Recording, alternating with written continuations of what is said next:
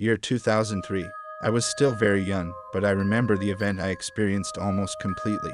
How can one forget such a night? In our village, my mother, my little brother, and I were getting ready to go to sleep. The stove was burning. I was lost in thought while looking at the reflection of the fire. I opened my eyes when my mother said Bismillah. What had happened, I wondered. I thought I had woken up from a dream, but my mother was standing there with her eyes wide open, looking towards the window. I sat up by pushing the blanket aside. My mother suddenly put her arm in front of me and pulled me towards her. Our dog in the garden was barking like crazy. Oh my God. I was scared. When I asked my mother what was happening, she signaled me to be quiet with her finger. She covered my mouth and turned towards the window. I made my eyes wide and slowly turned my head towards where my mother was looking. There were some people outside our house with jet black faces, looking towards our house.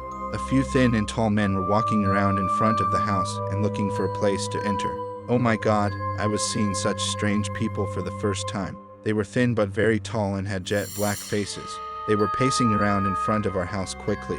I thought to myself, I wish my father was with us, but he had to work to bring bread home and wouldn't be back for days. Meanwhile, the door of our house started to be forced open. Some were watching the window, while others were trying to break the door. I closed my eyes, hugged my mother, and started crying. A few minutes passed like this.